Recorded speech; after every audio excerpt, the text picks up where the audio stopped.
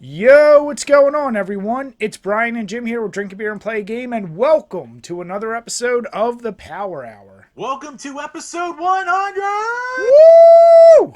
Thank you guys for sticking with us through all these.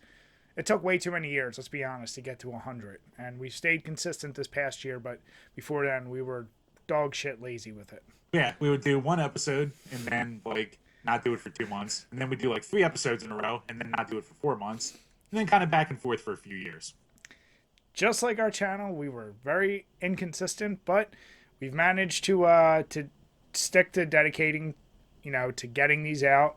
And a lot of props go to Jim for picking up a lot of slack during a lot of times if I couldn't be on, and being able to get us lots of topics, get us lots of guests. So make sure in the comments you give Jim all the praise in the world. We love to give him hell, but he deserves praise for being, I guess, a producer extraordinaire. I don't know what else the other title. I was due to bring something to the page, so there you go. No, but we really do appreciate all the guests we've had leading up to this episode. And, we look forward to continuing this trend, sticking with it. But it's just been nice to talk with you guys what it feels like on a weekly basis, between the questions, between comments. We love interacting with you guys. Yep, for sure. And as a special treat and throwback to the older episodes of the Power Hour, my lighting is blown out on the video. So there you go. I actually tried to find the old t-shirt, but I think I threw that out. I think it had just too many holes at one point. But... I mean, considering this site started with us using the Rock Band mic on a hockey stick in a shoe with a candle propping it up, I mean, it wouldn't be our shit without some kind of technical issue, right, Jim? Yeah, that sounds like a bastardized SpongeBob intro right there. Damn it! You're not wrong. But not only is it episode 100, my whole dry month is over, and I haven't drank. I never broke from it once, and much like my good buddy Adam, I am back to take the title. Adam Copeland, a.k.a. Page. That's what you went for, isn't it? You mean Edge, not Page? I said Page. Holy you crap. said Page. Man. This is all on par for what the episode should be. Yeah, actually, Jim, I'm really pissed. I was so sure you weren't going to get it that quickly. It's like you're... I found a way to fuck it up, like I always do. Oh, God. So we said... I think we said at least last episode and the episode before that we were going to save a special beer for this occasion. And if you're fans of this page, Jim and I, we love us our Mad Elf. And one of our not so viewed videos that we spent a lot of time with and had too much fun doing the script for, our Mad Elf versus Rudolph, you might recognize this bottle. If you're beer lovers and you're from PA, then this is a pretty damn old bottle now, because they stopped making these labels, I want to say at least 3 years ago. Well, mine has a copyright. It might be longer. It might have been like 4 or 5 years at this point. Well, I know you and me saved these from even earlier. Yeah, well, I got this from my uncle-in-law, if I want to put it that way. Yeah. So this bottle actually is a 2011, apparently. So, yes. Holy shit.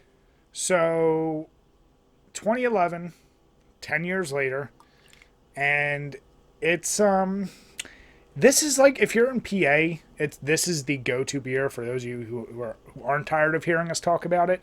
A lot of honey, a lot of cherry, comes in at 11%, so it's strong as shit. A lot of our friends back in the day used to age these things. Now, Trogs himself have come out and said, you're not supposed to do that. Like, we know you guys do this, and that's not a thing. There are beers you can do it that are much stronger, that would age better. This isn't one of them. Jim and I have never tried it. We said, what the hell? Let's save it for a special time. And what better than right now? So, Jim, cheers, bud. 100 episodes. Cheers, man. And I'm drunk. Yeah. And Bri passed out. I gotta say, the honey really comes out more than it ever did before. It's very sugary, very, very malty. A little bit thicker than it normally is, almost. Yeah. And definitely boozy as shit.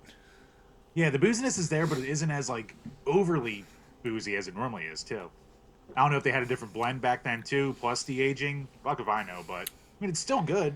It's good. The The cherry definitely went cherries, away. yeah, the cherry. So that was always the claim of everyone who did that.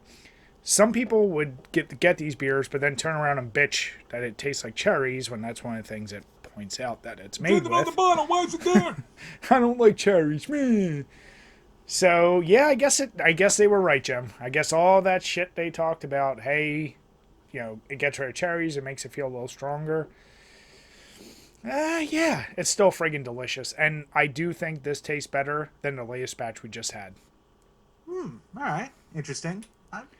Yeah, you know what? Because you know what, the latest batch was real boozy. Like the booziness almost like canceled out everything else. Whereas this is definitely more like flavor balanced. If you want to put it Yeah, that way.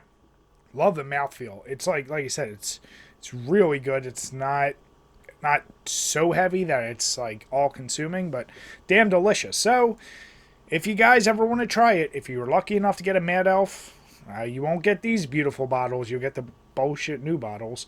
But yeah, give it a try. For sure. Always comes recommended. But Oh yeah.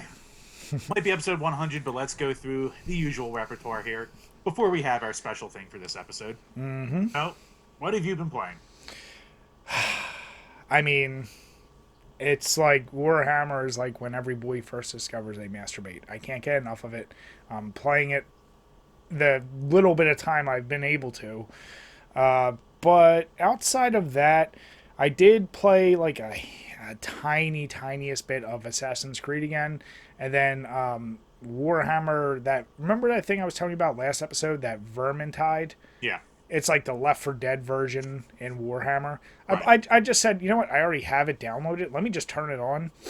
And it's actually a great description. It's Left 4 Dead set in this Warhammer universe. Your enemies are these things called Skaven, which are essentially rat people. So they play like zombies. They have special types like a tank, like a thing like the liquor that like pulls people away. It's it's fun. I played with randoms, so you don't talk to them, but yeah. Other than that, the Warhammer game, loving the hell out of it. How about you? What you been up to? I really didn't have dick for time this week to play games. So, like, I've had a couple minutes, so I finally finished up Strikey Sisters, but besides that, I didn't really do too much.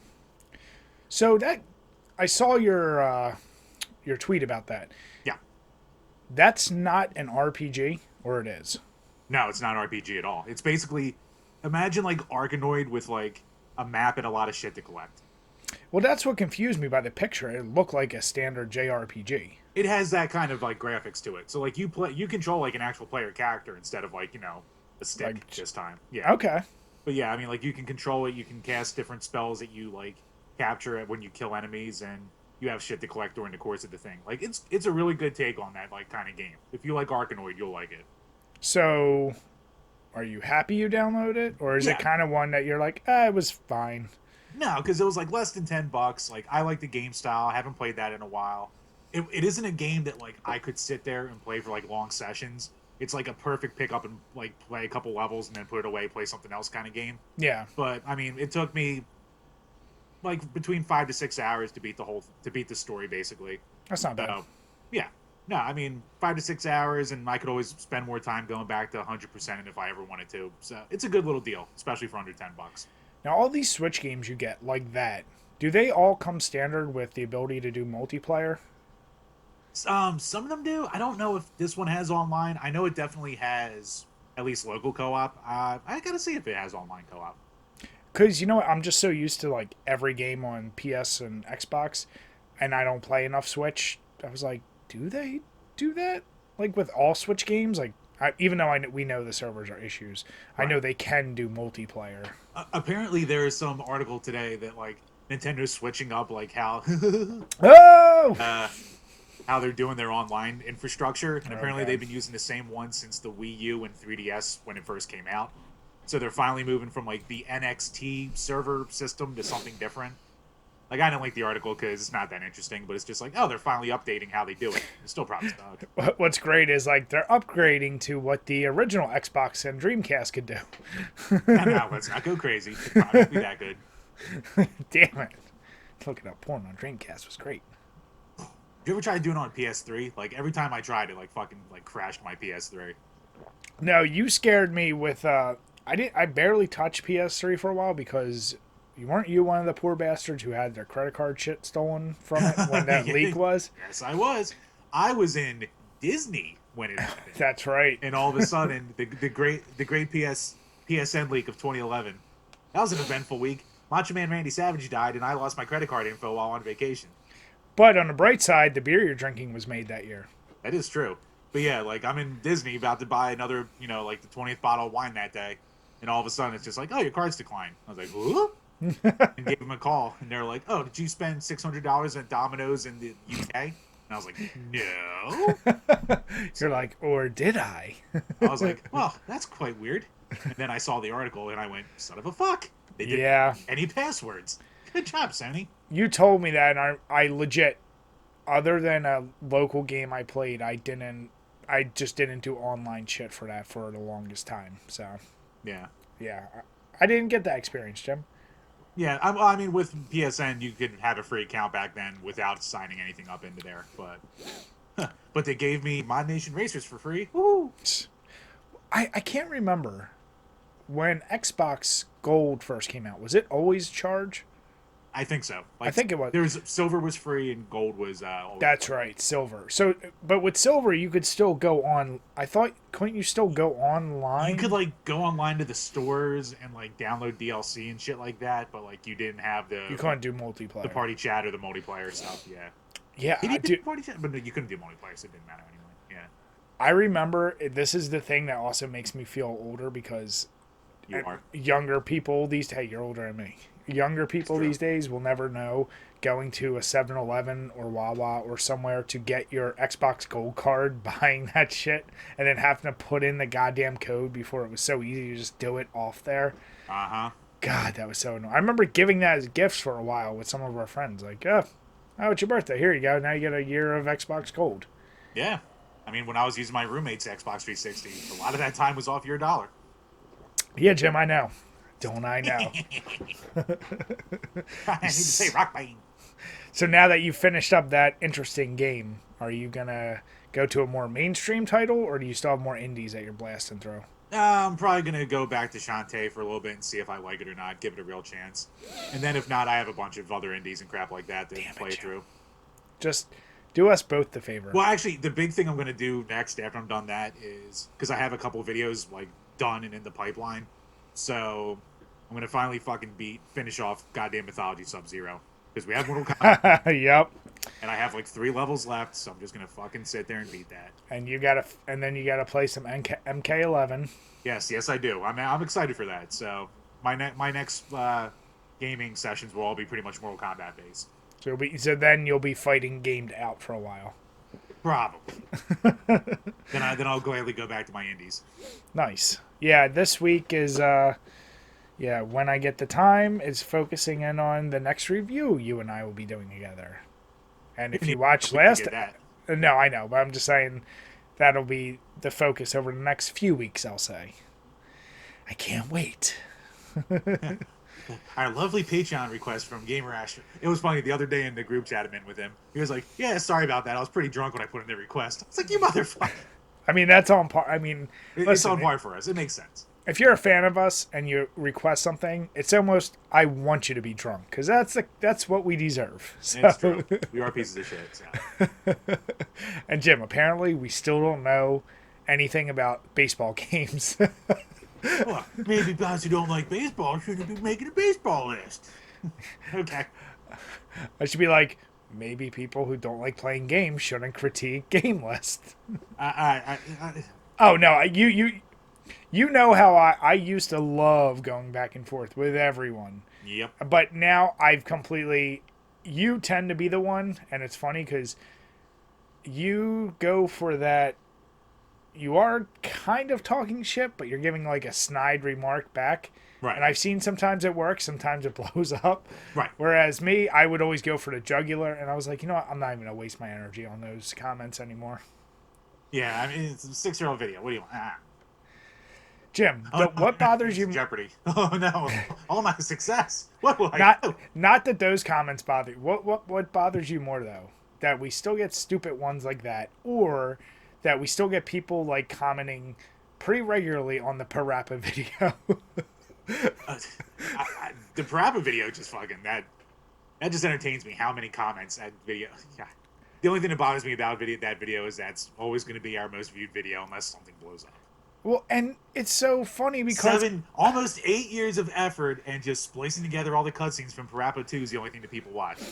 and it's like the literal reason why I did that was just so I could have a place to put all that and know I didn't have to keep it on my hard drive in the event we ever had to like use it again for something.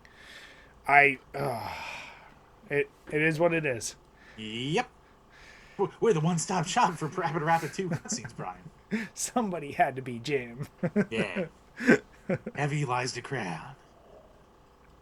Speaking though of our Patreons and how much we love them, what questions were they able to give us this week? Yep. So to celebrate episode 100, we opened it up to all of our patrons. So starting off, good old gamer Astral. Favorite video game composer?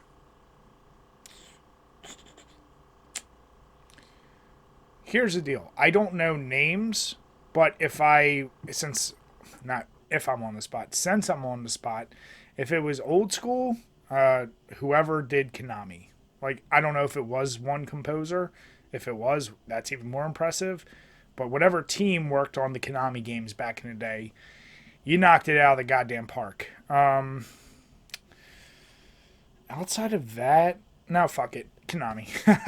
I mean, I don't know enough like composers because modern day composers, it's just so few and far in between like major labels that, yeah, I just stick with that.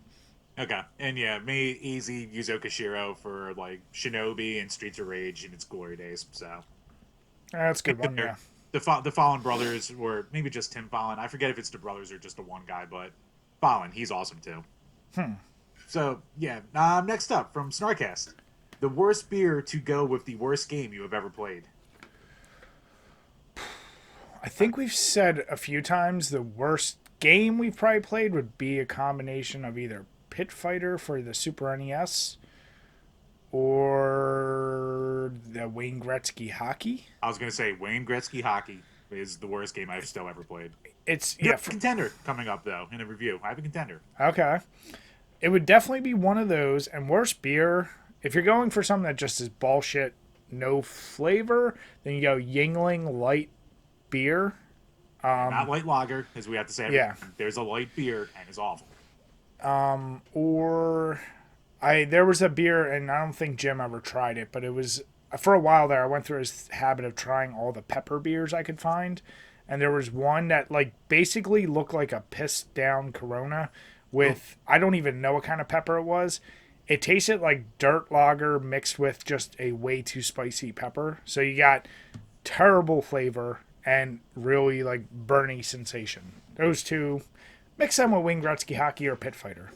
Yep. I was going to go with Yingling Light Beer and Wayne Gretzky Hockey. So there you go. Yeah. Next up, from Kev Called. Congratulations on episode 100. What is the funniest and or most interesting experience you have had with online gaming? Ooh. That's a great question. Yeah. See, a problem for us too is for the most part we only play with our friends. You play with more randos than I do in different games, so like I'm really going to be limited on this one. I would say I have a couple, but the easiest one I can go to is for a while there. Yeah, I play it with a lot of random people in a lot of different games. When the UFC game, I think it was just called UFC 1. I can't remember the name of it, but it's a newer on the Xbox 360. I was actually like competing online for a while, and you get the people that would trash talk or whatever, but I was Leota Machida and this dude was playing Rashad Evans. I knocked him out, and this dude sent me this message like, oh yeah, bitch, well that's why my boy's gonna knock out Leota this weekend, talking all this shit. So naturally that weekend Leota did exactly the same knockout I did to Rashad in the game. So I just said like, what happened to your boy? Like what happened? So then he blocked me.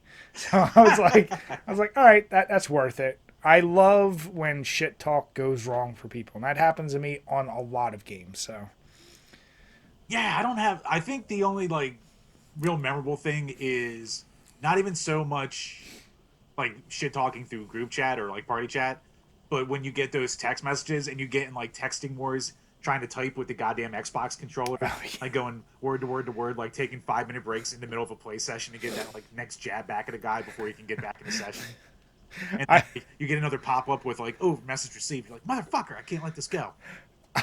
if I can add an addendum onto that, our buddy Eric, we've been playing Call of Duty with him more recently, and he introduced me to one of the funniest ways you can troll people. Whether you win or lose, if somebody, like, for whatever reason is talking shit, because in Call of Duty, even if you're in a party, you can see them and hear them sometimes. Yeah. Regardless if we win or lose, like, if a guy's doing that, I just send him a message and just say trash, and he'll like be like, but stats and this and that, and write this long thing, and I just write back trash. And then, like Jim's saying, I will always have that like queued up, so every time he responds, trash. Like, and they get so mad. They're like, "Fuck you, 1v1, 1v1." I was like, why would I want to do that with trash? And they just get furious. That's pretty good. I'm gonna have to steal that. Yeah, I offer that to anyone listening. If you really want to drive people crazy, just keep saying that. Trash. Trash. Next up from Game Whisperer Dean. Congrats on 100. Thoughts on GameStop and stocks? I mean, I love the story. I really hope too many people didn't get in on it while it was too high, because it's only going to go down.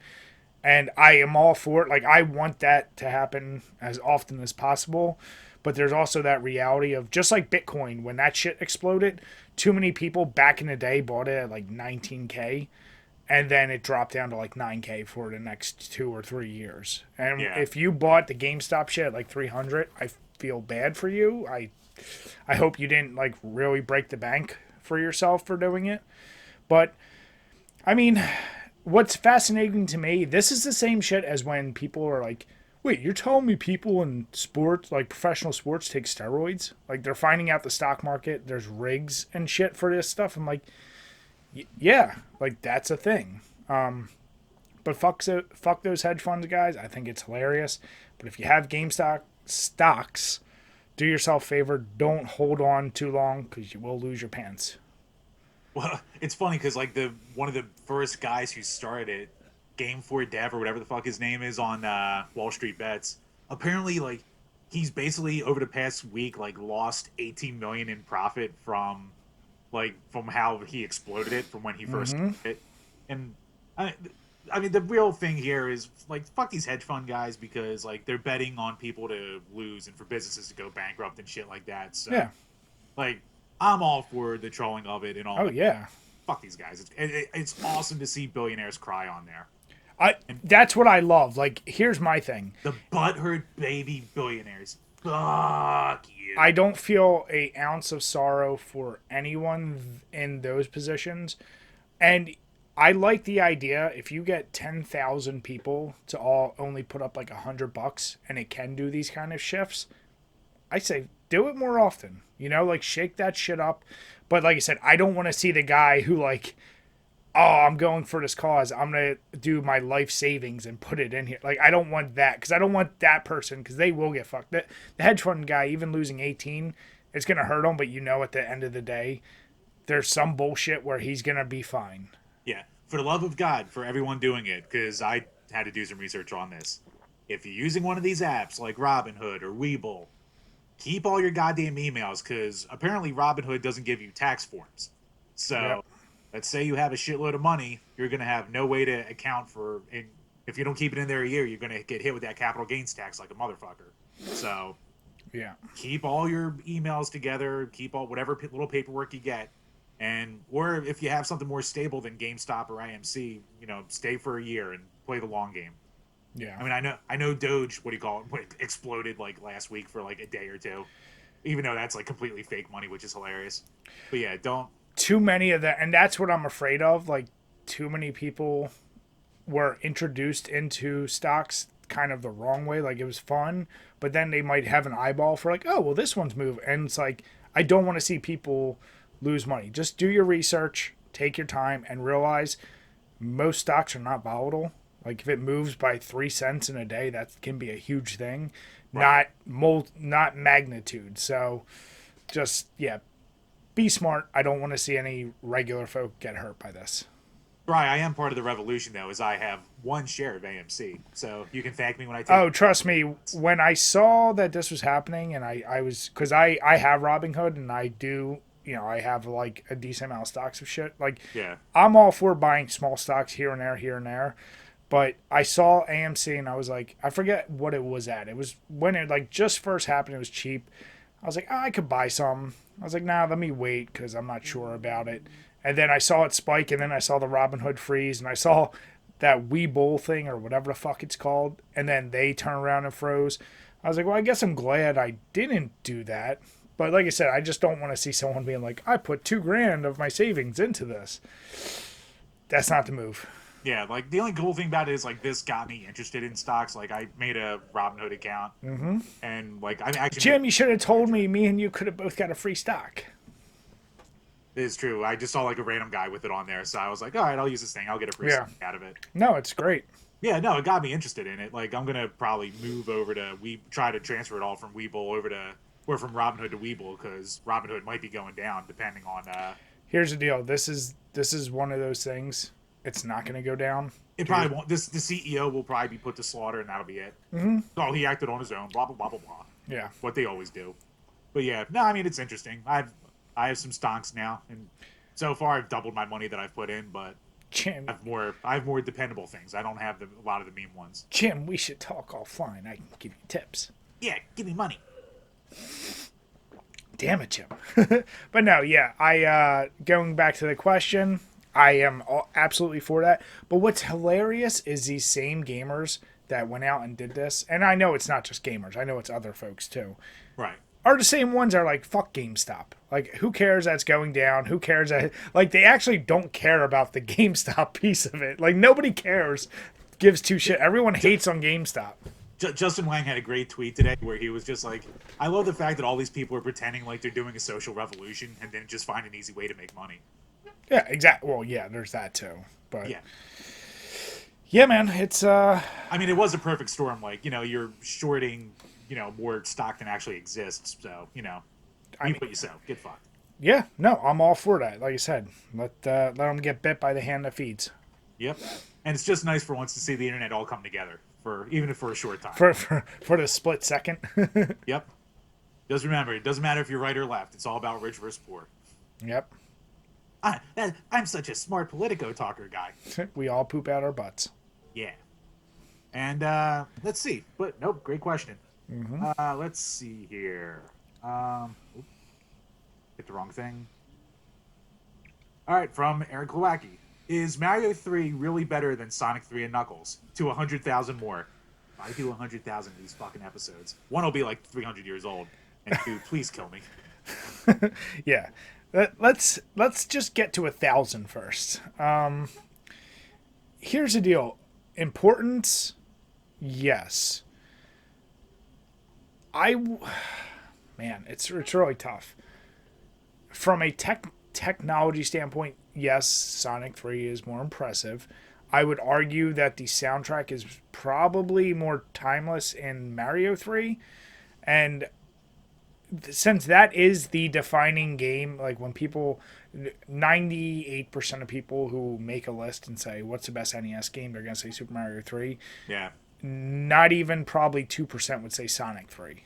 So, for that, I'd say... For what, best Genesis game? Yeah, like ever. No, a lot would say Sonic 3 and Knuckles. Really? Oh, dude. Oh, yeah.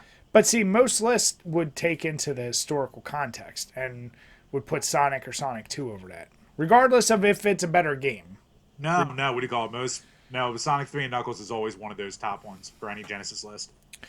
I mean, I don't know. For me, like I said it before, like I never really liked the style that was 3 and Knuckles, so like I get that it's like from a gameplay perspective it's better, but I liked it a little simpler and I liked the music to be better. So well, yeah, and that's Jackson. Damn it. At the end of the day, I think Mario 3 is better, but yes, on a technical graphics and the abilities of the soundtrack, you may have to give it to Sonic 3, but I like Mario 3 better.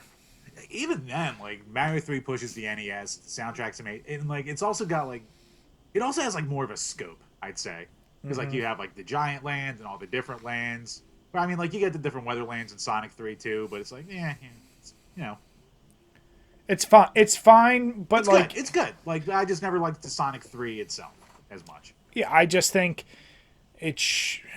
I'm not saying it's like a complete blowout of the water, but I would say Mario 3 is better. Yeah. Yep, same here. So The Witch is better for this week. Mario 3 is better than Sonic 3 and Knuckles. Yes. And last up from Alex Perez. Congrats, guys. What moments would you put on the gag reel of the past 99 episodes of the Power Hour? Well, there's me saying, damn it, Jim. There's the Jim quotes that, just like with our reviews, they probably just don't age well. And there's a lot of quotes that I love the follow-up bashing in the comments where he misspoke or threw something out there that was just factually wrong. Yeah. Outside of that, Keep it spicy. there'd probably also be the Jim spilling his beer, because that's happened a number of times. I mean, you could just put my fuck ups in general. I mean, right? I'm shocked. That my greatest fuck up you did not mention. I mean, the Resident Evil one was... That's the one. No. That's what I'm saying. Like, that is my favorite one for sure, and that would be highlighted, because that encompasses, like, the dynamic. Like at the beginning, Jim has this grand plan in his head, and I know he's so excited, and he's gonna get it out, and he just can't wait to try and fuck me with this question, and this is our relationship to a T. He's ready to pull the trigger, and it just like in the cartoon backfires on. It just all falls apart. Spill my spaghetti, and then it just gets everywhere. And then my chance at glory, I just take for myself.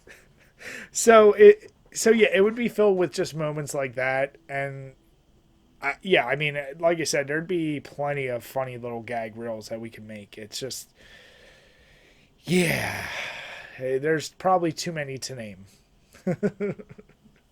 Yeah, so the Resident Evil one was definitely the first one that came to my mind. That's on the top of the list. Yep, for sure. Jim, is that the one that's Crusty Corner, of course? Well, yeah. Well, Jim's Crusty Corner. I said maybe after this episode, it could be a recurring bit. Jim talks about the latest hentai game in Jim's Crusty Corner. Oh. Don't have something in a case, you son of a bitch. Next time. This would be part of the gag reel right there. And even though it's not in the podcast, I'd still have to put in your Kevin Spacey comment.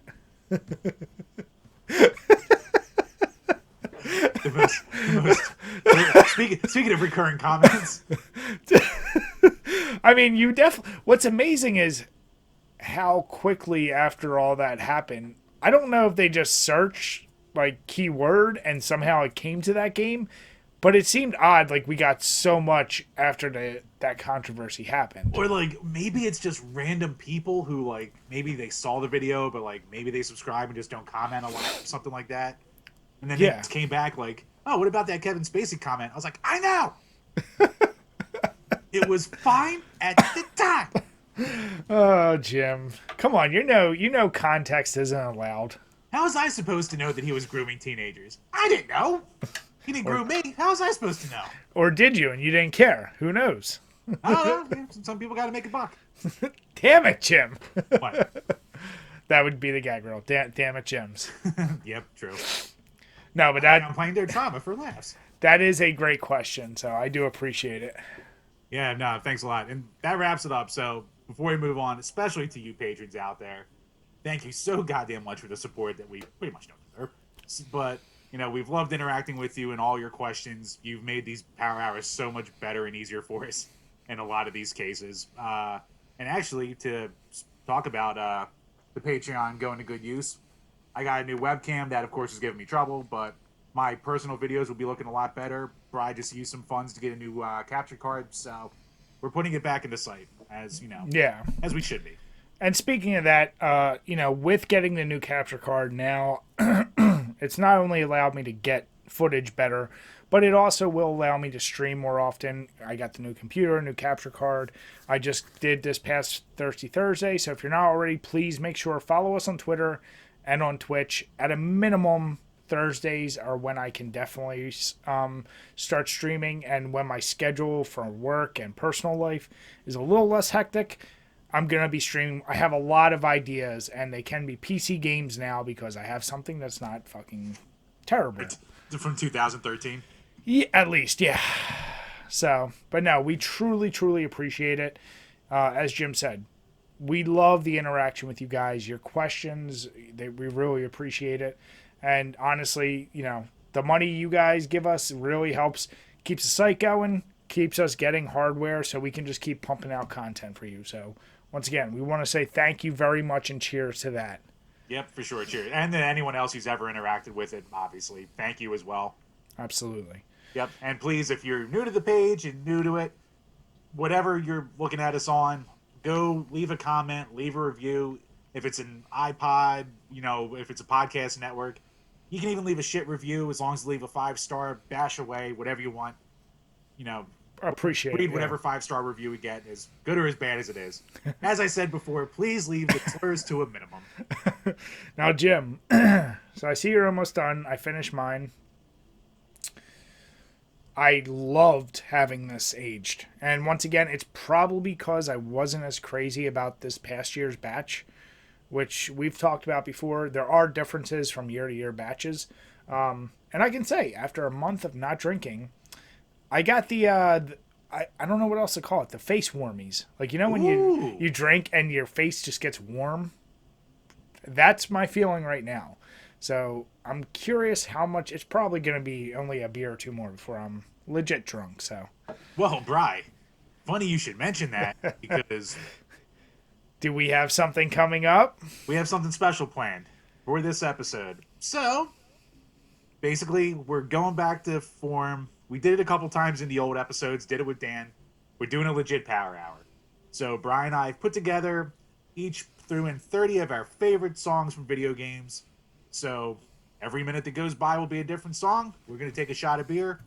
Every time we do this, we wound up going through like 3 to 4 beers in an hour during the course of it. At least, yeah, if not 5 or 6. It's crazy how much. I'm always amazed how much we go through. It always seems like more than it should be. Yes, and you always have to. You're like bladders about to burst by the end every time.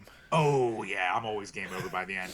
So starting off with this fancy pants beer to get us in the mood, and then switching to the light shit because you cannot do this with craft beer. So if you're watching that, whether you're watching this through the podcast or I'll probably pull this clip by itself, if you want to play along, go grab your shot glass. Unfortunately, I don't know where the hell my wife packed all of her glass one, so I got the shitty little plastic one. And every time the song changes, you just take a shot of beer with us. Please do yourself a favor. Don't ever try this with alcohol, because or like liquor. That's a terrible idea. Just get yourself a light beer. And I can't stress the word light enough. Yep. And I'm once again using a shot glass given to us from our buddies at Video Games Monthly. So if you ever want to your door, hit these guys up. It's a good little service. Completely non-promotion or paid promotion right there for you. Yeah. Good dudes. No, they're just legit good guys. All right, so we're about to get started. And I will say there is one little caveat here. While we are doing a full power hour, I did add one song on top of the power hour. And it's close to Jim and I's heart because it is the first game we reviewed together. And I had to add it on here just for the sake of this encompasses the first thing we did together on the site, first game we reviewed. And you know what? It's not that bad of a song. So let me go ahead. If you guys are playing along, make sure you raise your beer up. Jim, you got your Bud Light. I got Miller Lite. If you're playing at home, please do light beers. And it's going to get started in 3, 2, 1. Cheers. Cheers. So, this will be the drunkest episode that people have heard in a while. I know. So this game, as I said, first game Jim and I reviewed. The link can be in the bio below. It was a terrible game. This soundtrack still sometimes pops in my mind because I actually think this song is pretty decent. Yeah, it's not a bad song at all, really. Like, I think it's good for what it is. One of the better parts of the game. But Jim, what'd you ever imagine back when we reviewed this? Obviously, we had a completely different idea of like how we were going to do reviews and everything, but it's evolved quite crazily. Yeah, I mean, we definitely found a rhythm eventually. Yeah. So what I've done with this Power Hour is it'll just keep switching back from songs Jim likes or his favorites to mine. So it's 1 for 1 every time. All right, cool. So the first song that'll pop up will be Jim. So Jim, you explain why you like it. Ah, the fucking Black Belt. I can't get this goddamn song out of my head. It's Oh, wait, Jim. Do your shot. my shot. Now, like, I don't watch a lot of anime, but I know this is a port of like a Fist of the North Star game. So I don't know if it came from the anime. Maybe that's why it's so good. But like, goddamn, the quality on this song's so good. And it's like 1.5 minutes long. It's like a real composed like music track. What song or what system is this for? Master System. It's yeah, for a Master System, it's pretty good. And did you like how I tied it to Karate Champ? Huh? Ah, See what I did there? Smart. You might want to look for those connections for a lot of these songs, Jim. Yeah, but if you like Kung Fu in the NES, if you have a Master System, check out Black Belt. It's fun. And if you have a Master System, just throw it out. You dirt bastard. Oh, Jim has. Well, we'll get to it. Oh, well. Cheers. Here's what I'll say. What can be said? What can be said? There's nothing I need to say about this song. When I made my... And Jim and I have said many times, being very honest, neither of us were very big Zelda fans in general of the series. Like, you see diehards. That's not Jim and me. And when I made my top 10 most beer-worthy moments, basically my favorite things about the original Legend of Zelda, this music, it speaks for itself. It's like goofy, fun, you know an adventure's gonna happen. But man, does it get stuck in your head. And I know it's been remade many times. I still prefer this version the most. It's a staple. It's got to be there if it's a Zelda game. Yeah. Now, Bri, are you ever going to make your 10 favorite video game song list video? I thought about that, but putting this together, I don't know if I fucking... Like, it was so hard getting even a 30. Yeah. Yeah. Ah. Cheers. Cheers. When I watched your video and I heard this, I was like, I actually like this song. I never even heard of the game. Oh, Game Ground? Yeah, so classic Sega arcade game. And like I said in the video, the first 10 levels, you're going to be hearing this song straight through. So it's a banger and it gets caught in your head and you never get sick of it. So at least it is a good song. What's funny is whenever I see best Genesis soundtracks, this is actually one of the cleanest composed songs on that system. And it's like, it's an arcade port, and it's a really early game for the system too, like relatively early. So, and it has a Master System port, and the sound in that is pretty much close. So like, it's impressive on the Master System how it sounds too. Now, did you see all the songs I put in my list already? I saw a lot of them. I didn't see how you finished it off today. Okay. Yeah, because for my list... Cheers. Cheers. Yeah, DK Country, just like Zelda. I grew up, this was my second Super NES game, and I beat it every which way, and this game is what introduced me to the idea that a soundtrack on a game could be more than just background noise. Like, I was like, wow, this like sets a different type of mood. So I was super young. This particular one, you're at the end of the game, you're fighting the final boss, and I just love the difference how it started to what it evolves into. Oh yeah, like, you can't say enough about the Donkey Kong Country soundtrack. What I thought was funny about your list of videos was... Yeah, oh, it's cutting out for you too, as we talk. No, we're good. Zoom video. Yeah. For me, I tried to keep it to like one song per franchise. It was like 5 Donkey Kong Country songs. Oh, dude, I couldn't argue with them. They're good songs. I know. I hear cheers, bud. Cheers. Well, here's my problem with my list.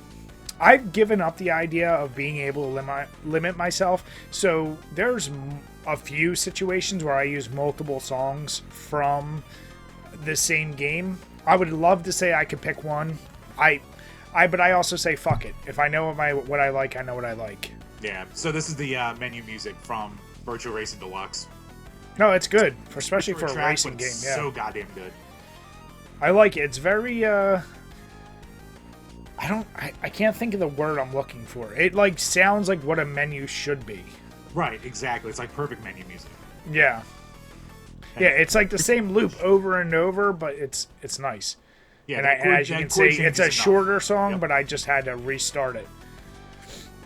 Oh, pour the next shot. Yeah, so this one you might not know. So, cheers. Oh, Need for Speed Hot Pursuit. Okay. My favorite. So, when I was a kid, this is one of the few, like, outside of DOS games I had for my PC.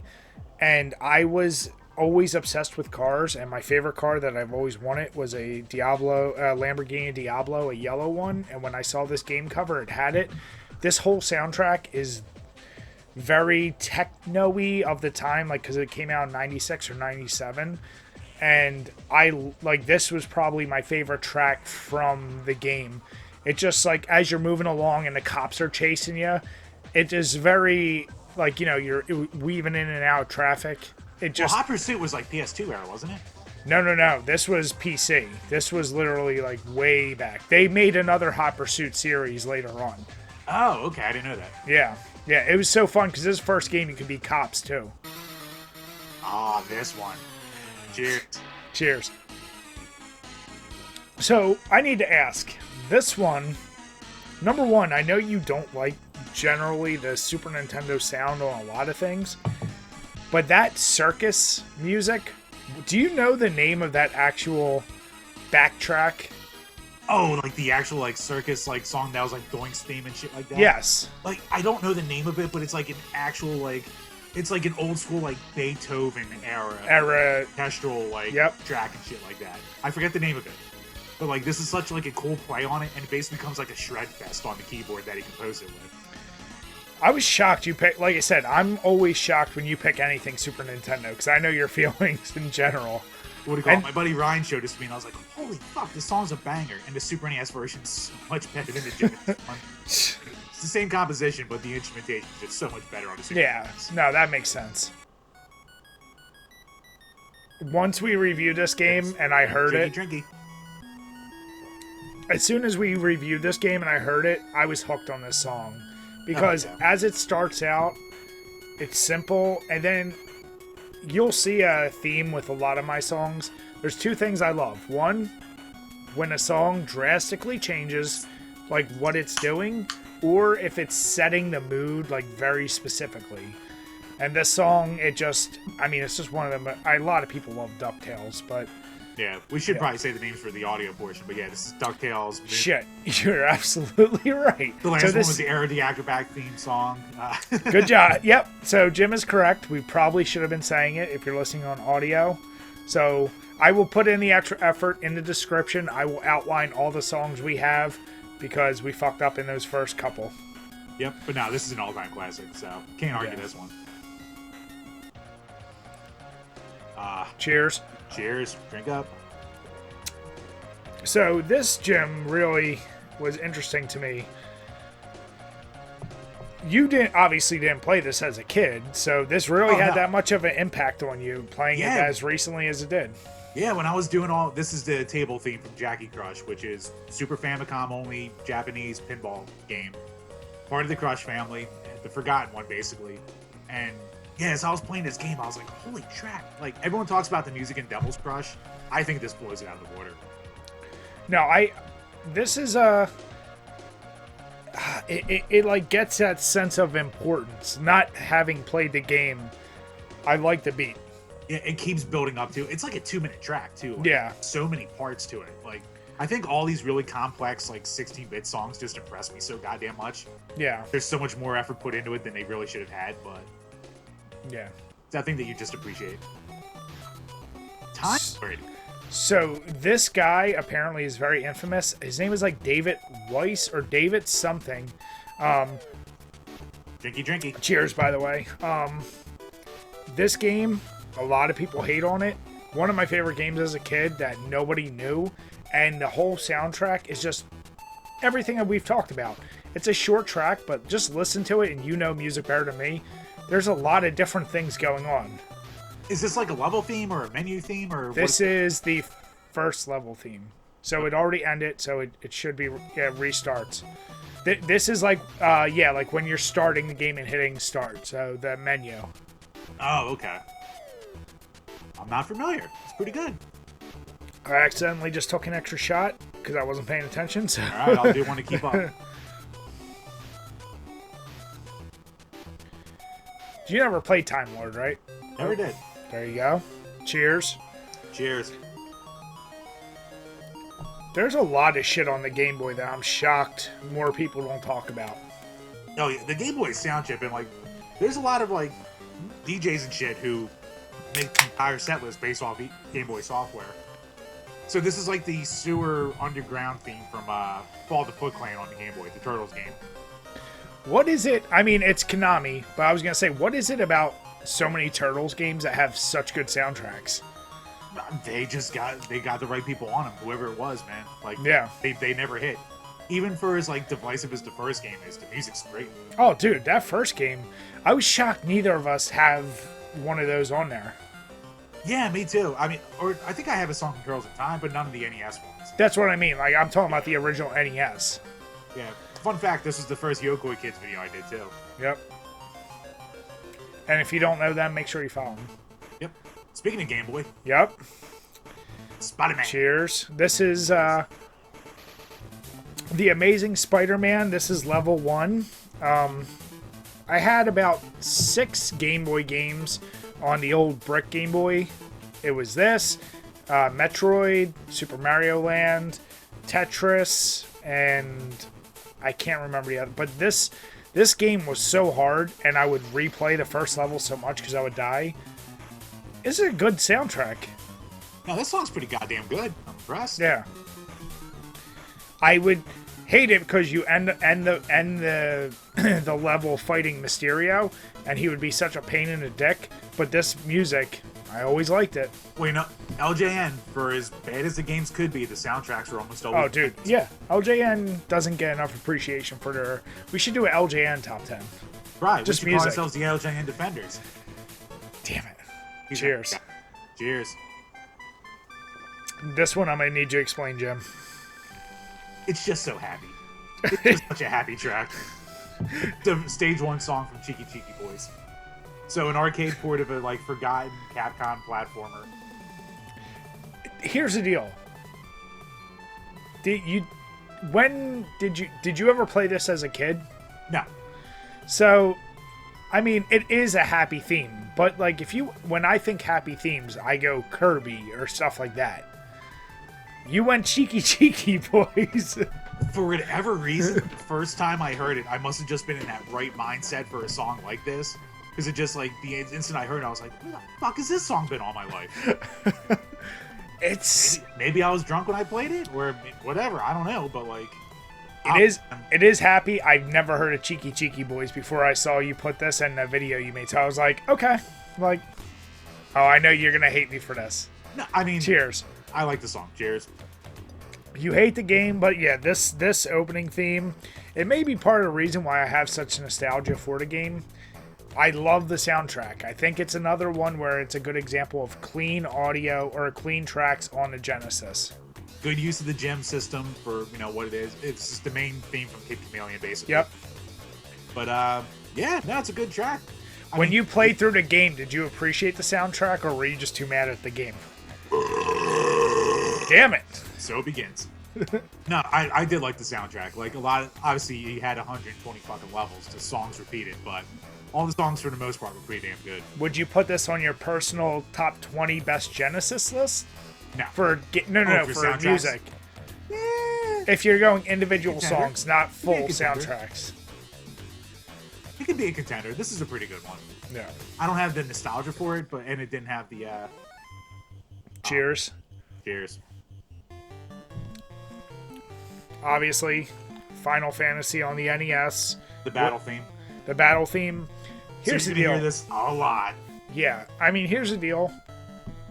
Jim and I, we've also admitted we're not huge Zelda fans.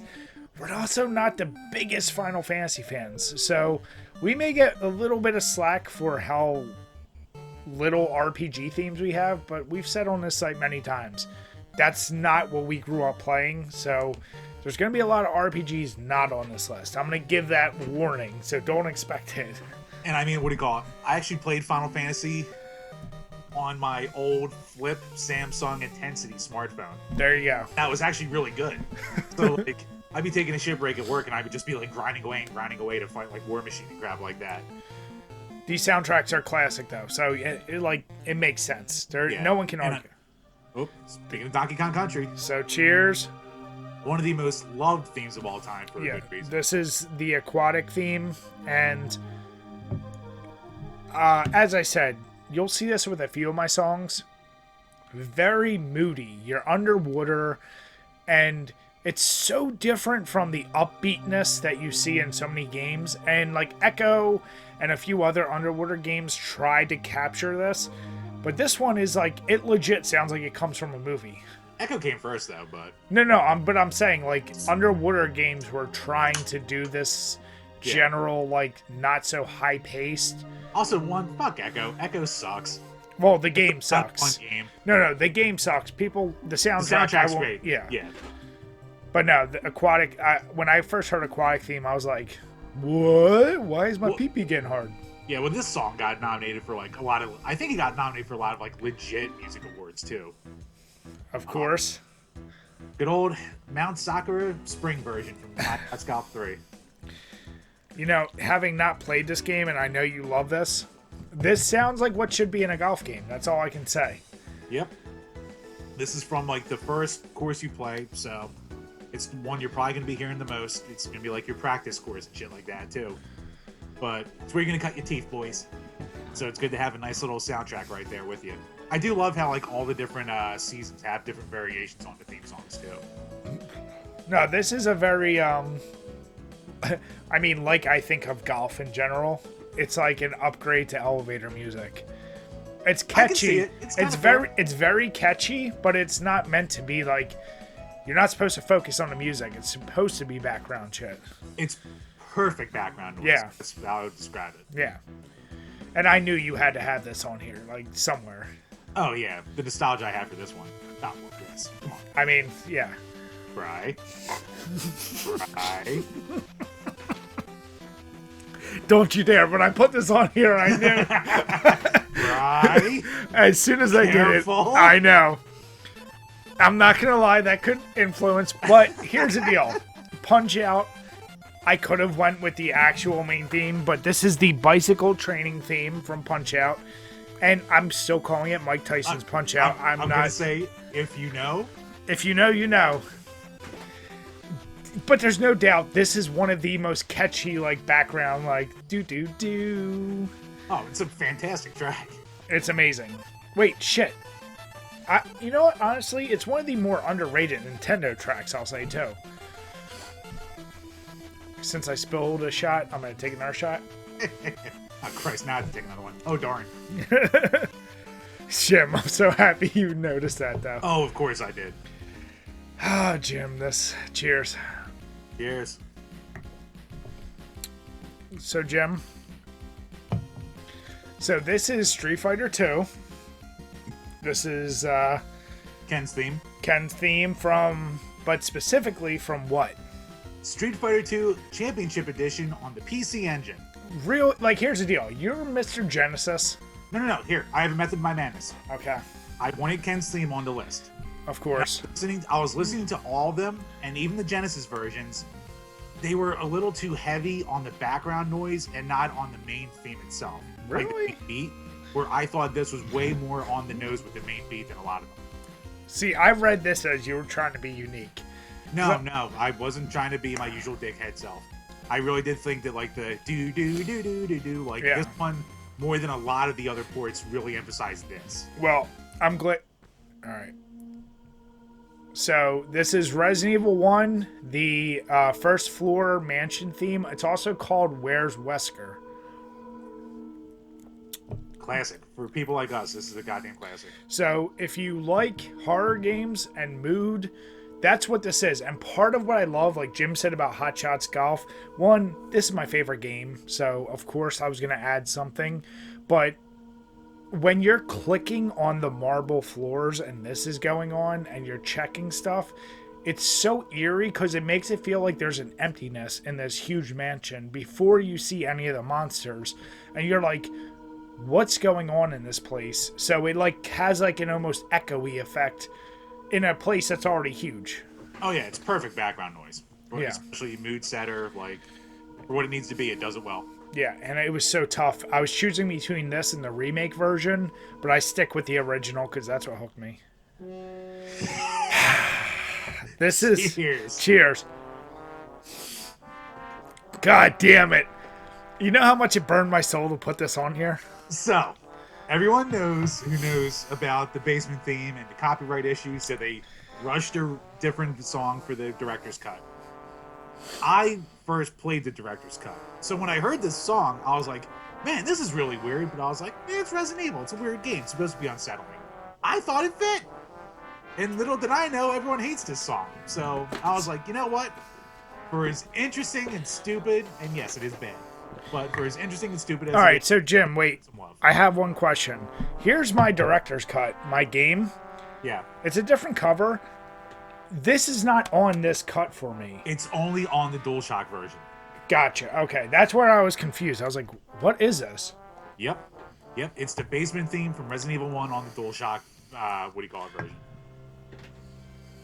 Cheers. Resident Evil 2 Front Hall. As much as I love Resident Evil, I can't deny there's probably more better tracks in Resident Evil 2. And this Front Hall is just... It has the same idea as the first Resident Evil theme I picked. You open up and it does a spanning shot of the entire police station. And it's like every time you go into that hall, I don't know, there's something about the mood it sets. And I just love the composition. So I was like, it's got to go on here. Oh no, this is one of the moodiest songs ever put in a video game. It's fucking perfect for like... And playing the Resident Evil 2 remake. Dude, yeah, you keep coming in and out. Dude, as soon as I could switch over to Resident Evil 2 remake to this version, I did it every time. Yeah, you have to. Yeah. Speaking of moody, cheers. Cheers. I knew you were going to pick some from Shadowrun. I wasn't sure which one, and I know you've talked many times, obviously with your video and everything, what this sets for you. See, like I said, with you, I'm almost more used... Oh, by the way, it's Shadowrun. Shadowrun, the abandoned building / cave theme. Yeah, and if you saw Jim's video, if you haven't, the link is below. See, knowing you, I know you love more like tempo-y, upbeat stuff, and it's funny because there's a few very moody stuff you picked, and this is obviously the most moody of the Shadowrun themes. Oh, yeah, no, this song, like, not so much anymore, but like, this song... Anytime I heard it, I was legit scared playing. Yeah. Because it always had the areas with the hardest enemies. Like, the Hellhounds were most likely to come in at this point, and I was most likely to die and backtrack and shit like that. So, it was just an anxiety machine. I had to put in Call of Duty Zombies. I knew I was going to put one of the Call of Duties, and I love this guitar riff. Like, it's catchy. Cheers. Yep. So, Bri, you can German the name of it. It's Call of Duty Lullaby for a Dead Man. It's the main theme you hear in all the zombies. There is a vocal version, but I've chose instrumental just for the sake of YouTube copyright. Exactly. So, at the end of the day, there's a lot of different zombie themes, and they actually tie in a lot of legit bands. This background noise, that that's actually why I didn't put the Brian May song from Rise of the Robots on here. I was wondering why you didn't put that.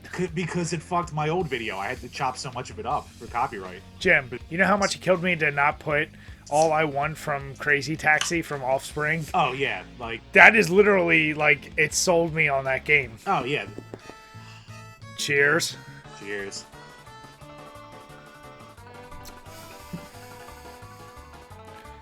So this is the Slider Race theme from Super Mario 64. God, like, I like happy songs. I like tempo songs. This is the total package when it comes to that. This is what I imagine hillbillies dance to. Oh, and dude, it's so fun. Hoedown and a Hoonanny all wrapped in one. Like that goddamn banjo and that whistle. No, it's one of the better composed on the 64. 64, let's be honest, you and I, we joke about it. I know you love it. I give it some shit. But this is very well composed for a 64 game. Oh, this whole soundtrack, this whole game, like this was the 64 coming out swinging. Like it's weird that you hear this. Yeah. Why couldn't more games be composed and sound the way this one did? Yeah, it's quality just wasn't there for as many of them. It's a shame. Cheers. Cheers. This one's WWF No Mercy BGM 2, one of the most standard match themes you're going to hear. It's my favorite wrestling game on the 64, and whenever I think of that game, other than the annoying-ass Dick Diggity Dog... I was like, right, put Dick Diggity Dog on there? I hate that song, but this song I actually liked. Whenever it wasn't this song, I didn't have as much fun in a match. So this was my favorite match theme. I think everyone heard Dick Dickity Dog and went, what the hell is this?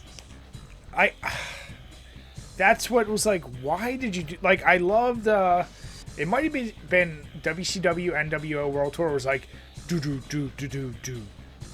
Or, like, it was more like... I don't know. But Dick Diggity Dog, I was like, Socko. Yeah, like, I actually tried to, like, keep, like, a lot of, like, licensed shit off there. But, like, yeah, you put a good one there with that in there. Cheers, obviously. Big Apple. Big Apple. I mean, you can't... We've already mentioned... Time, Big Apple thing. It obviously is a play on the classic theme, so you gotta put it... It's...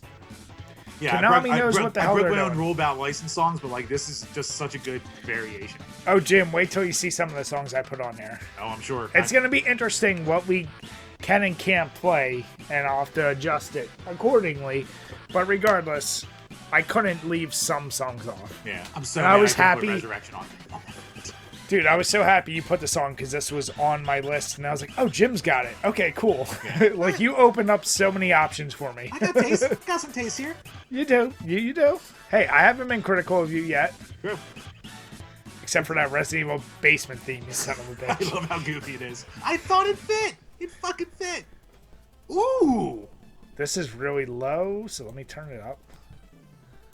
Ooh. This is This is Teenage Mutant Ninja Turtles Tournament Fighters. The NES version. The NES version. It's, I believe, the sewer theme. I'll put it in the description. This game, the best fighting game on the NES by a mile. It's better than a lot of 16-bit fighting games. And the soundtrack, once again, Konami, it's friggin' amazing. I say it on every video that I comment on. I like it better than this, especially the Genesis version is trash. But I like it better than the Super NES version, too. Like, everyone drinks off the Super NES version. I'm just like, that's like a generic fighting game. Like, this is actually impressive. Like, the fuck? No, the fact that it was on the NES and what it did, it was so much more. Like, yeah, Super NES is fine. You play ER Kung Fu or Urban Champion or shit, and then play this, and you tell me, of course. Cheers. Dude, Silver Surfer gets too much slack because of AVGM, because of how hard it is. Speaking of the Fallon brothers or Tim Fallon or whoever. Yeah. What level is this again? Is it Firelord? I forget. It's, I mean... I wouldn't say it's Firelord. I'm probably wrong. No matter what you pick from Silver Surfer, the themes are... Dude, they're fire. All bangers. And they're all fucking bangers. Now, granted, you probably can't appreciate them as much because you're going to get your ass kicked and be dying, but at least the music is really, really well composed. It's the reason to come back. Yeah, for sure. And I was really happy you put this on here, too. Dude, you're going to hear me say that a few times. Expects the worst, pleasantly surprised. By the way, I'm very close to that drunk point. Oh, I got a good buzz going right now. So I purposely put this at the halfway point because this is the safe room. Good call. Resident Evil 2 safe room. Every Resident Evil is notorious for their save rooms. Resident Evil 1 and a few of the other ones, they sound too much like porno music. This one, I don't know what it is about it. This theme gets so stuck in my, like, I'll literally walk around and be like, dun dun dun dun dun dun dun dun dun dun. I might need to run and get another beer. I'm already on my 4th one. Really? Yeah. Okay, so I'm about to finish my 3rd. Your shot glass must be much bigger than mine. So hold on. Probably is. I'm gonna do a few shots to catch up. But no, this. Would you agree this is probably the best of the save themes? Yeah. This definitely sticks out the most to me too. Ding, ding, ding, ding. And there's nothing better than when you get in that room. Of course. It's gotta be. It's gotta be on here. I was so goddamn happy you put this on here. Green Hill. Sonic Cheers. 1, cheers. Sonic 1, Sonic 2, they all have amazing themes.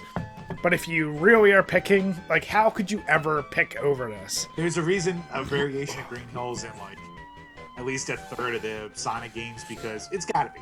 Like, I know Sonic fans are like, oh, fucking Green Hill again, but for normies like me, it's gotta be on there. So let me ask you, you know better composers. Whoever made this, do you think it was a team or one guy? Was it Yu Suzuki who did Sonic? Or was he the developer? I forget. He's gonna kill me for this, but yeah, I forget who did it. Either way, could you imagine being on a team and somebody comes up with this and you're like, are you fucking kidding me? How the fuck I am gotta supposed follow to top that? Yeah. Such an amazing theme. Yeah, I mean, it's my favorite Genesis theme. Here you go. Ooh. Cheers. Dirty slut. I love so many songs from this, and this is the Contra 3 Alien Wars Stage 4 or 3 theme. It'll be in the description once again. So many of these songs, Jim, what I want you to listen to is how it starts to what it turns into. It sounds like what you would expect to hear when you're fighting aliens, and although I love the original Contra, this is just better. Ooh. Like, it completely changes tempo, and Ooh. that catches me every time.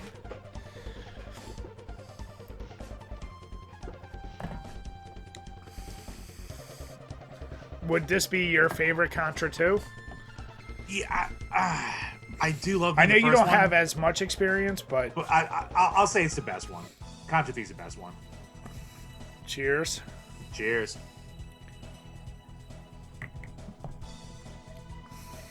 So this Rainbow Road from Mario Kart 64. I talk ad nauseum enough about Mario Kart 64. It's my favorite theme from it, and the remake of this in Mario Kart 8 and 8 Deluxe is fantastic as well. And like playing that, like rekindled my love with this song too. I was just like, "Fuck, I really do love this Rainbow Road song." Like, So is that like I heard it like in 8 how Deluxe, I and was? Like, it was like, But is that like how I am, where you still prefer the original over the remake? yeah, Okay. Because I have that a few times in this video, where the remakes are cleaner, but there's something about the original that sets a different tone. Jim, stop playing on your phone. sorry. Stop it! Alright, Jim, you gotta take another shot because you're playing too much on your phone. Oh, drink it. Alright. Cheers. Goonies too. All right. So you know the song, right? So this is the Goonies 2 on the NES. And this is literally the actual song. The Goonies are good enough from the original movie. Here's the thing. I did not grow up with the Goonies. Okay. I tried to watch the Goonies a year ago, and I fell asleep. Really? I didn't. It's like It didn't catch you. You have to. This is one like never-ending story. You have to watch as a kid. If you're an adult watching for the first time. Okay, but Jim, do you know the song by Cyndi Lauper, The Goonies Are Good Enough? I've heard it. Yeah, I don't know it well Okay, enough, so but that's I've what heard this it. is.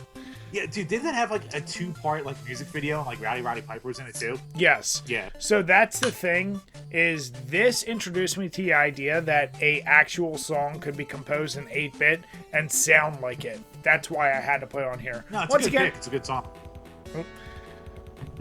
cheers. Cheers. Don't be bitching already, Jim.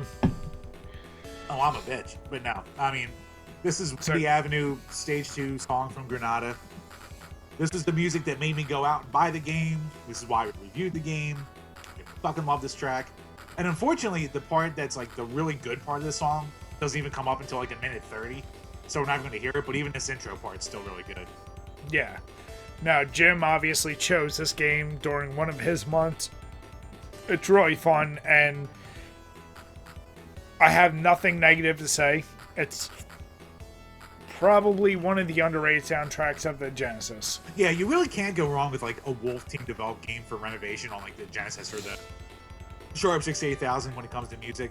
And actually, funny enough, like this review's about to hit like 1,000 views. Somehow this one, like randomly the past year has been like consistent. Yep. Cheers. Oh, fuck it. Come on now. Cheers. So there, literally, I had about four songs from Streets of Rage 2 on my list, and I did narrow them down to 2. This one is Dreamer because it is probably the most unique of them with that start. You could pick. I could literally just be like Streets of Rage 2. It doesn't matter what I pick. Oh, yeah, it's all good. Jim and I both picked our personal favorites from it. It was so hard not putting more than I limited myself to 2 for this list, but it was so tough not adding more. Oh yeah. So sure. yeah, and for those of you, this is like as you're about to go into the fight with the fuck's his name? The claw guy. What the fuck is his name? I forget. It's all the boss names in that are weird. I literally used to always call him Wolverine, but I know. Yeah. And then obviously, good old Jim's. Cheers. Cheers. Streets of Rage 2, back to the industry. This is Jim. He's mentioned it many times. This was the most surprising song from when we did our top 10 song video. Because I was like, I remember this being a good song, but like, again, I've said it 1,000 times, I didn't realize how good it was. The only reason why I maybe it's had like, any... It feels like desperate. It's like it's like the climax of like the...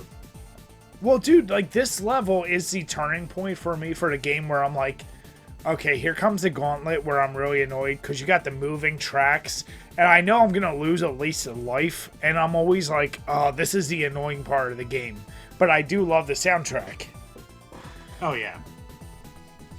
And then, of course, and this is only like a 30-second track, too, but it's really good, yeah.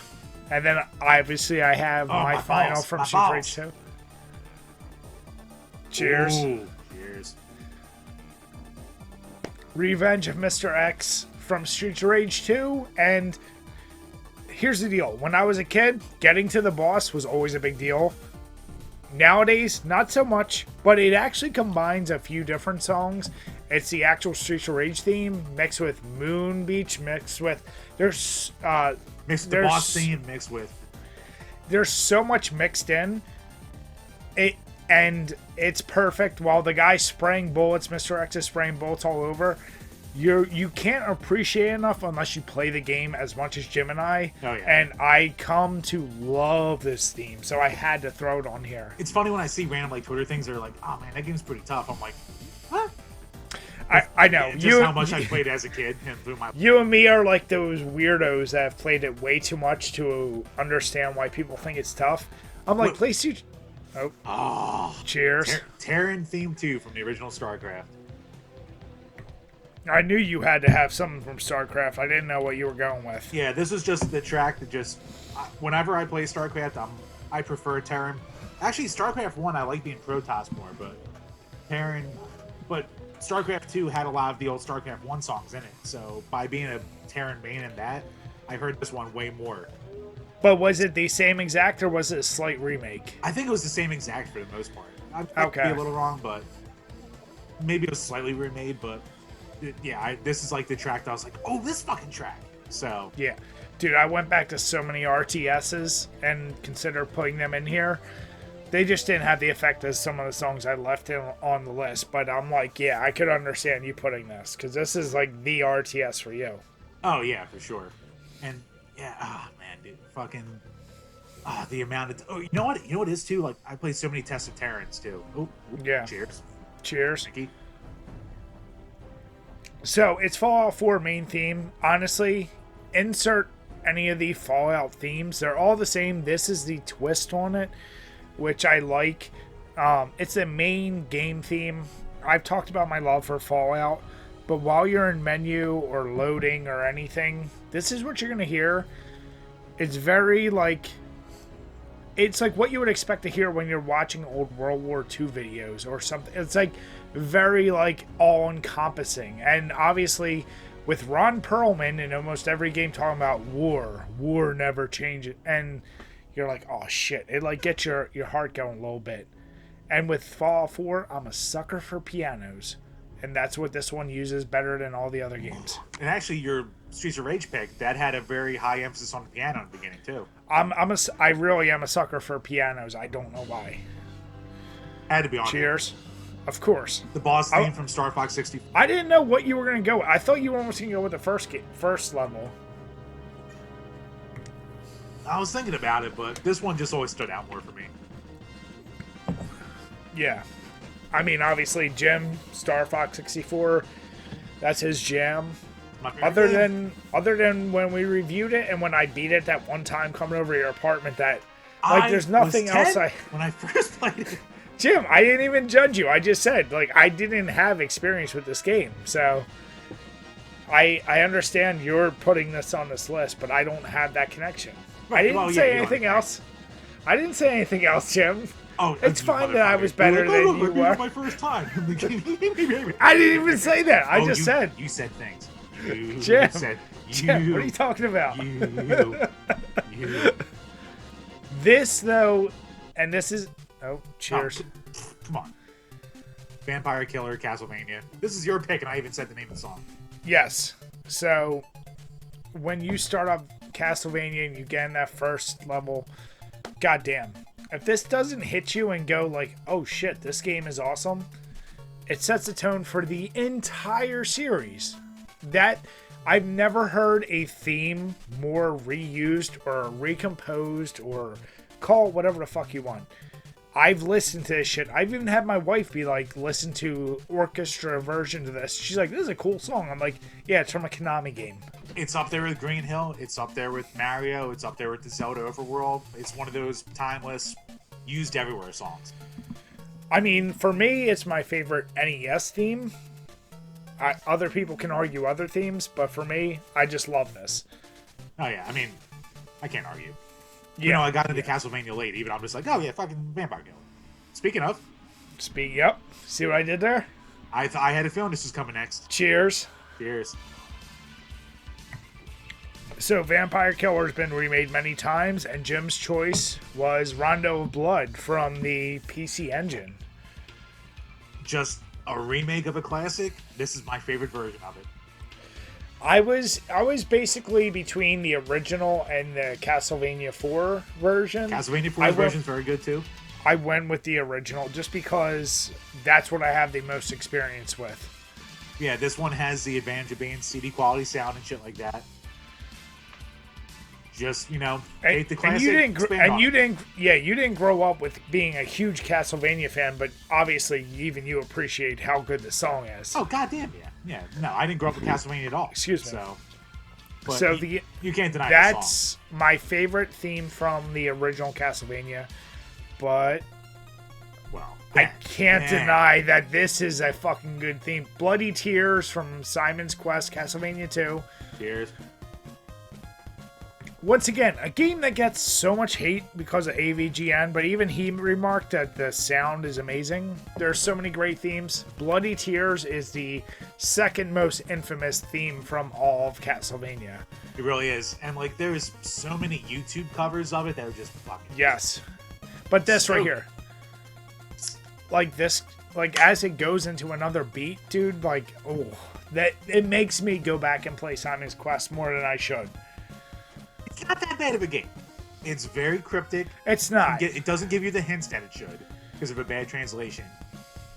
It's got. You know what? I'm gonna throw something out there, Jim. It's gonna be unpopular. This isn't as cryptic as Legend of Zelda. Oh, burning bush, all that bullshit. I'll say it's on the same level of cryptic. Cheers.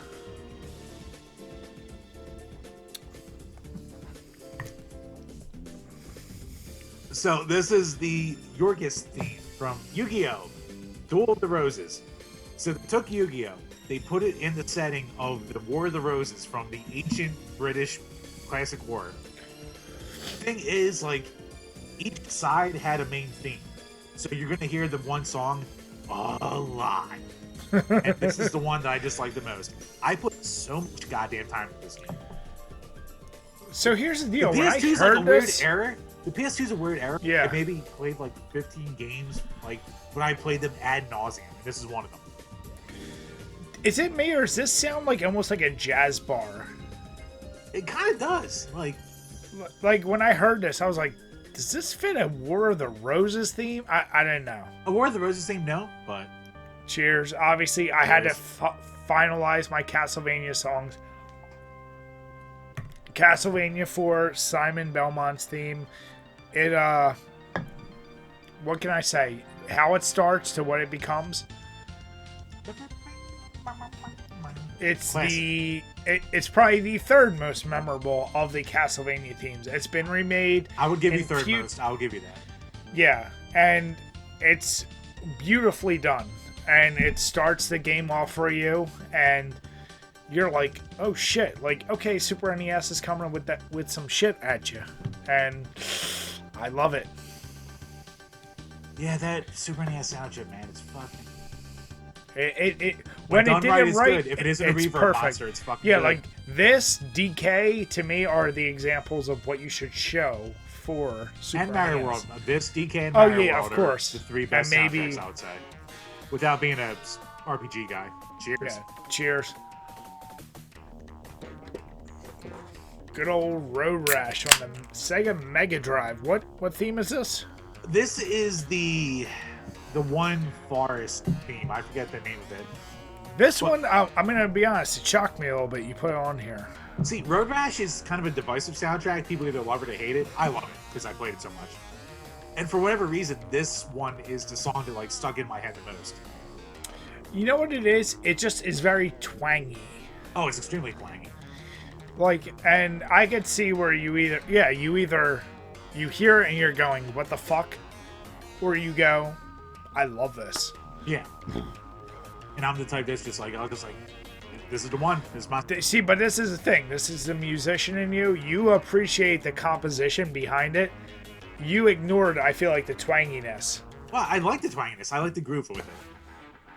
Oh, well. Obviously, so All right, cheers. come on. Yeah, cheers. This is from Doom at Doom's Gate. It's, to me, this Master of encompasses, this encompasses Doom. When you think of the Doom soundtrack, you probably think of this song. There's plenty of other metal songs they covered. This is so great, though. Oh, for sure. I'm air drumming right now. Yeah, I see you. But here's the deal. When you think of Doom, is there any other song you think over this? No. Yeah. So it was tough for me to eliminate Duke Nukem 3D because I actually played that more. All right, when the next one starts, go grab your next one. We only got about 12 more songs, or 13. All right, so that'll be 2 days. Yeah. Fuck, already. But no, I'm dude, 5 days into I was my 6. amazed you didn't put Doom on yours. I was like, wow. I was like, Oh, dude, okay, this fucking song. Halo, the main Halo theme. What Cheers. Getting Yep. Jim and I have covered this on our which is better between this and Skyrim. Of the modern era, no song has ever surpassed the idea of like epic like this. Starting off with this very like, I don't know the word, like church organist, like oh, and then going into the rock. Dude, this song is amazing. Out my ass. I mean, this helped put Halo on the map. Halo was a good game, but this song, it took it to a different level. It's just so epic. Yeah, of modern games, you can't appreciate what this song is, because when you think of modern games, you generally don't think of soundtracks. This one is different. It's like the last like modern game that like got stuck in my head for like a theme. Cheers. Love. Yep. Cheers. So I just mentioned that we did the Which is Better. This is our first Which is Better, actually. You're right. Between Skyrim and Halo theme. And here's the deal. The Skyrim theme is just every Elder Scrolls, especially Oblivion. It just added the Nordic, like, Dovahkiin shit. It's I mean, the background theme is what makes it good. I don't care so much for the Dovahkiin shit. It's very epic. It sounds awesome. This might be the most recent song that's been stuck in my head as a theme. And when I'm sitting there listening to the menu music or the like pause music while I'm loading the next section, I gotta be honest, it's still goddamn good.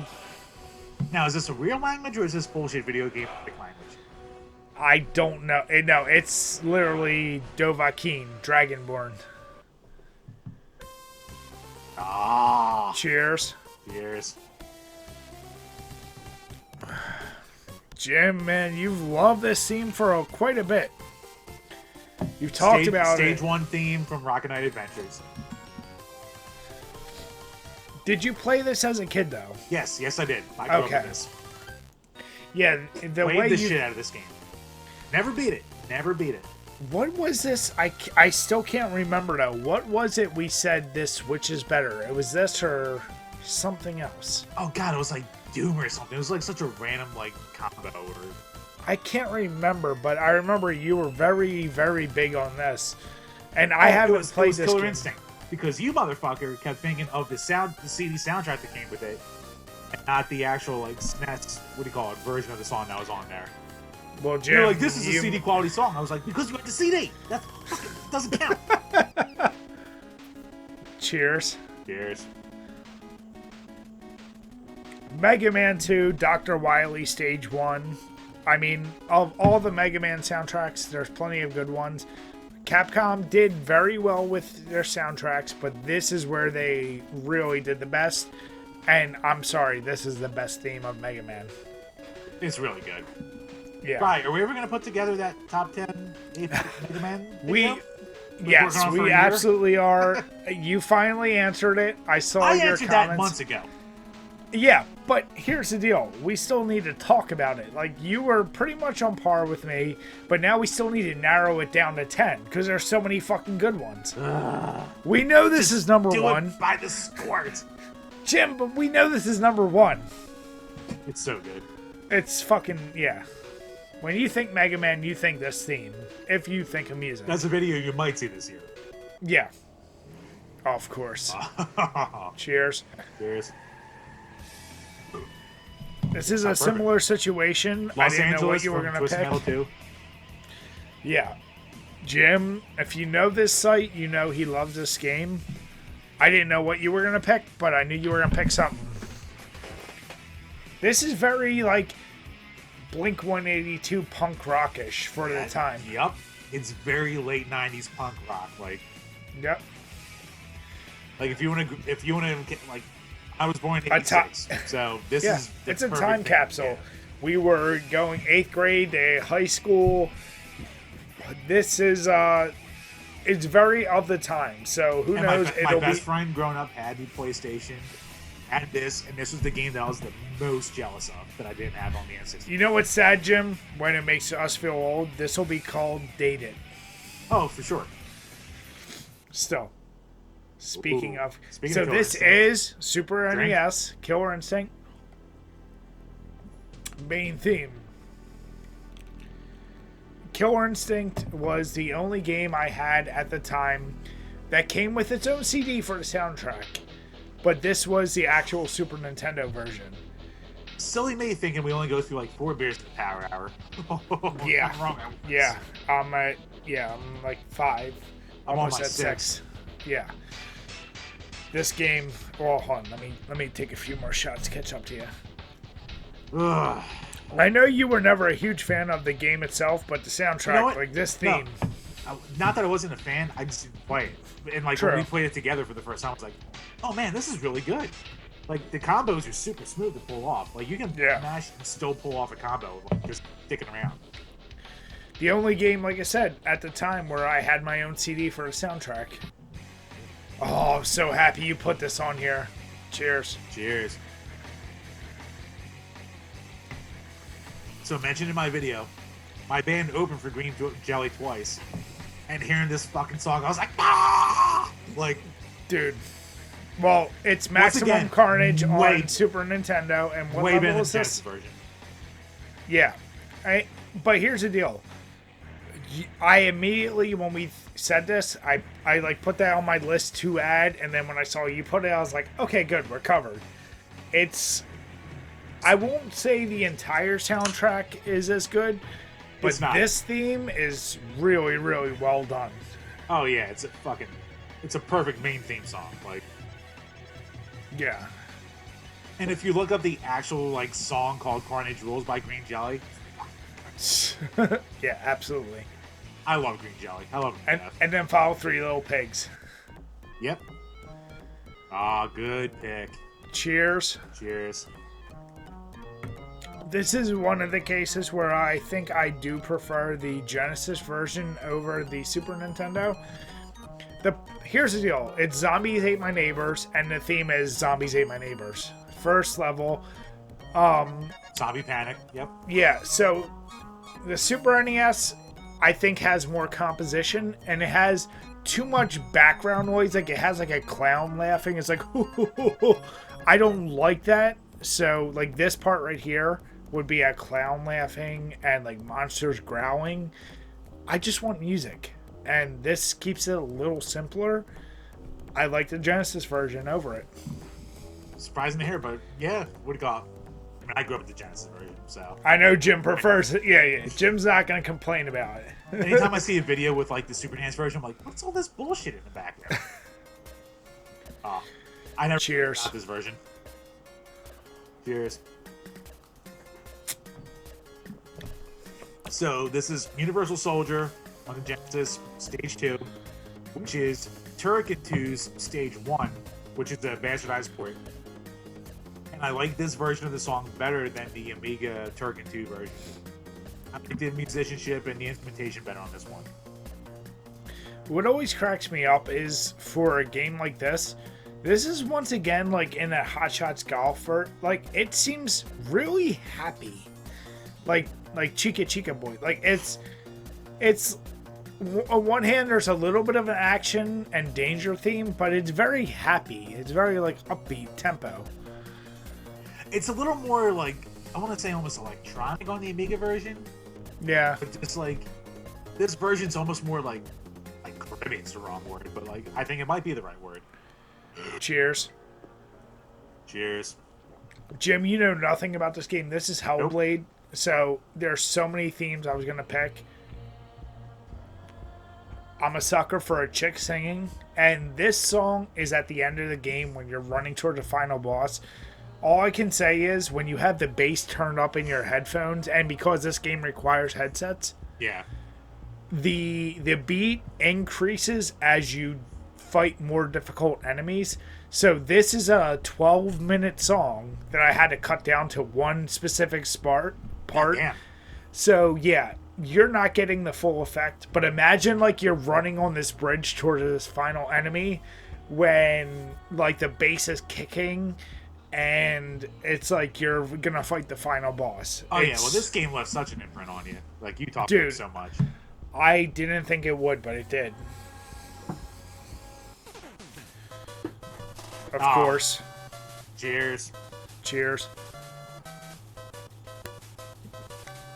There's nothing Stage 1 to be theme said. for Double Dragon. It's the Castlevania, it's the Vampire Killer, it's the Green Hill, all that. It's that version for Double Dragon.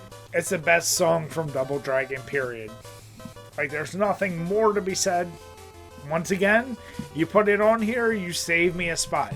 Doing what I can. Every time you, like, some of the lists you put, I was like, damn, you really did save me.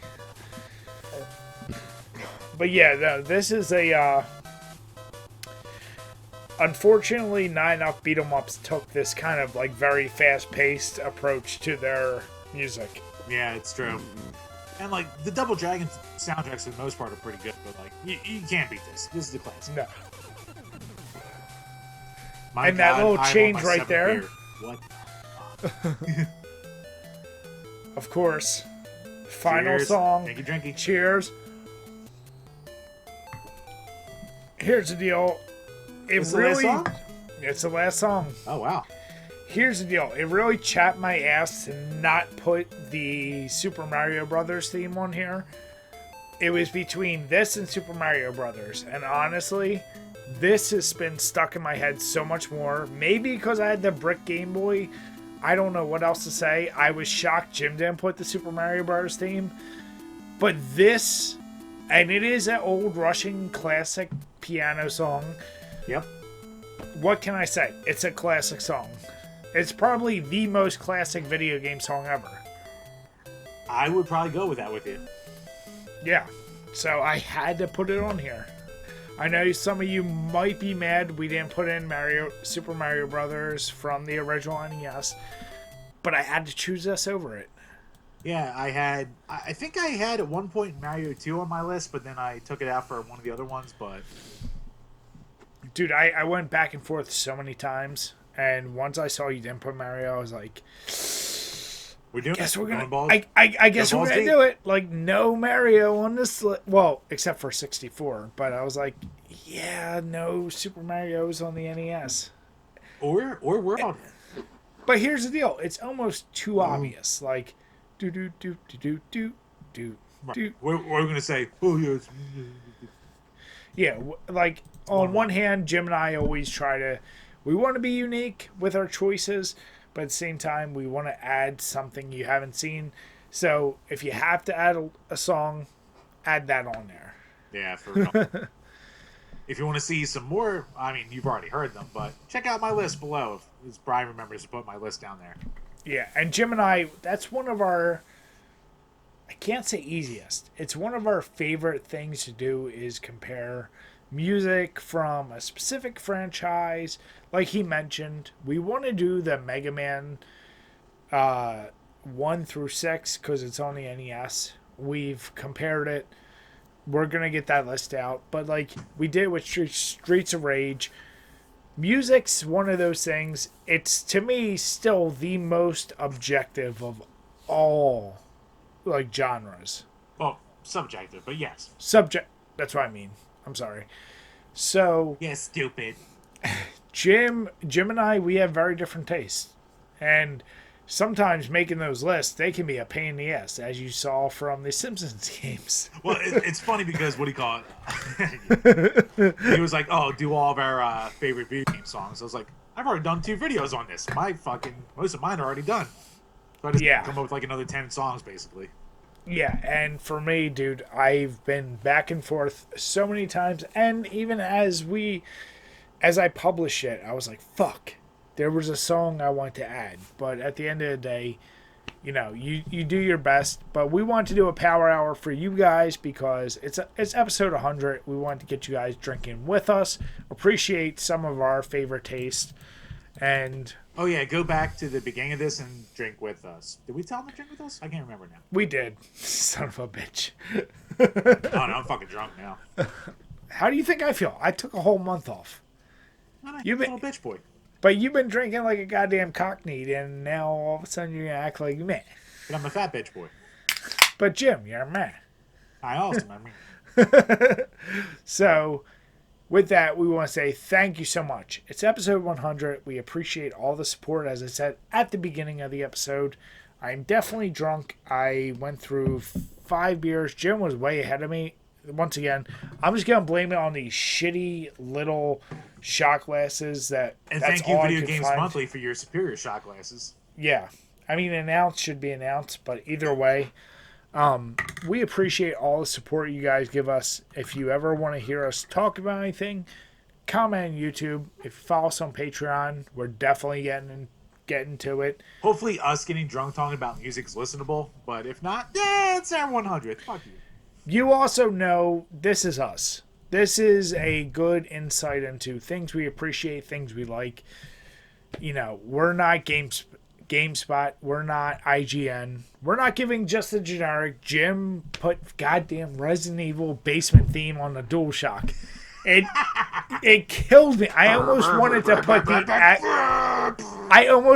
put the actual legit Resident Evil basement theme just to piss him off. Oh, I'd have been mad. But I kept his list, the integrity as it was, so you know it's legit. So with that, we want to say thank you guys for continuing to follow us. Thank you guys for supporting us. And until next time, guys, we want to say cheers. Cheers, guys.